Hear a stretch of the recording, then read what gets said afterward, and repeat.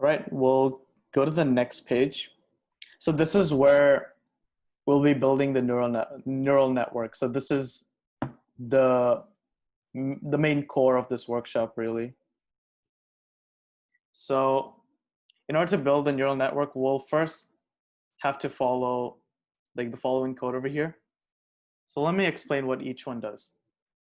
So the first layer, so we have 3 layers over here in Keras that follow in a sequence. So the first layer, what it does is it flattens each image. So 28 by 28 represents the resolution of each image that you've seen.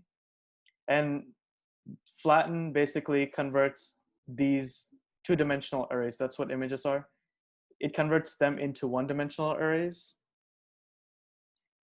So basically, so the number of pixels we have is 28 times 28.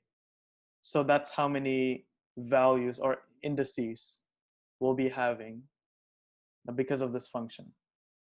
The next layer, the next 2 layers actually have a strong relationship with each other, and they are called the dense layers.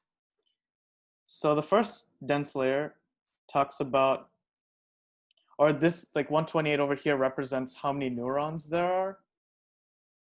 The second one represents how many nodes there are. So nodes represents how many classes we have, which was mentioned in class names.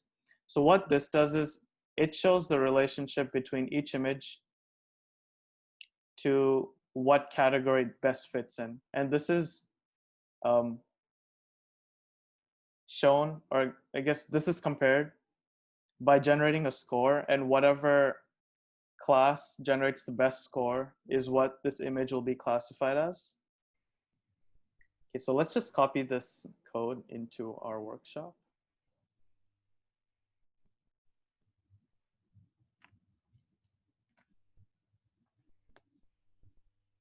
Okay, and Arjun will be explaining the next block of code. Yeah, so before our model is fully trained, it needs to have a couple more settings. And these are added in during the compile step, which is provided right here on the bottom. So the first one is the optimizer. And this is what the model is going to be updated based on the data it sees and the loss function. Secondly, we have the loss function. And what the loss function does is it measures how accurate the model is during training. And we want to minimize this function to steer the model in the right direction. Lastly, we have metrics.